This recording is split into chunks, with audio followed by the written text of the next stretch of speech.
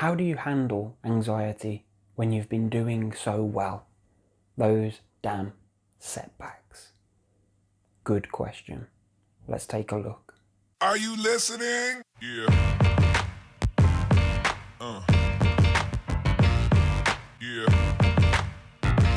We are rocking and rolling with these questions. Thank you everybody for submitting their questions, whether it's Facebook, Twitter, YouTube in the comments. I appreciate it. It's giving me something to work towards and giving me fresh ideas to make these videos for you, and hopefully people are finding them very, very useful.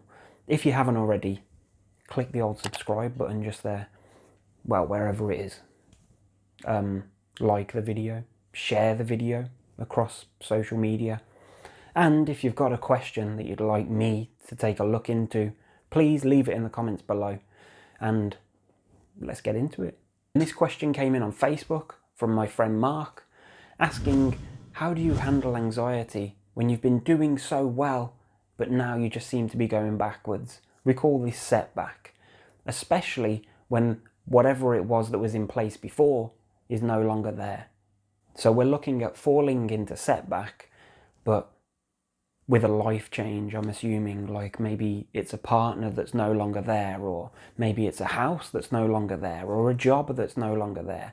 So how do you handle setbacks when there's been a significant change in your life that is, you would think, going to be detrimental to you actually recovering from the setback that you're in? It's an interesting question, but the answer remains the same. You handle the setback exactly the same way that you would any other. You allow a bit of time. You don't put pressure on yourself to recover. You accept the way that you feel. You continue with your life regardless of how you feel.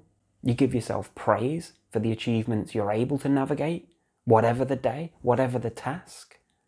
I've been dealing with this, and on some occasions not dealing with this anxiety for 15 years now, perhaps more.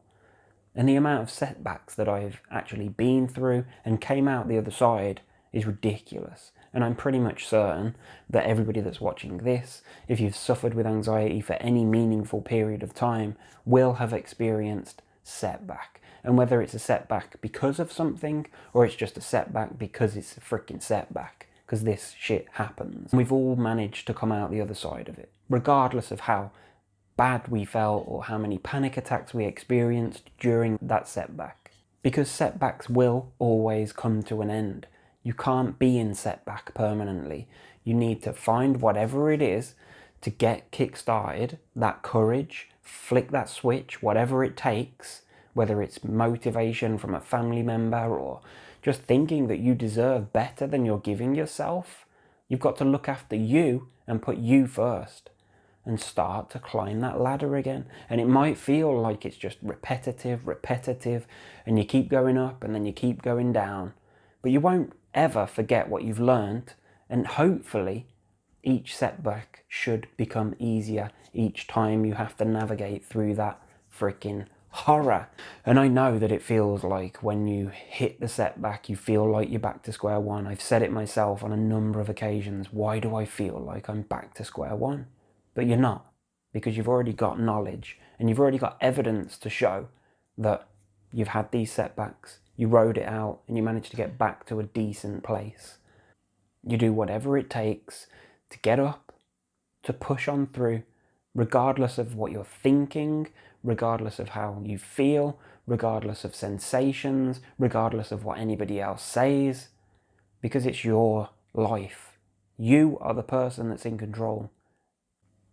Only you can make a difference. So, how do you deal with anxiety when you're experiencing a setback?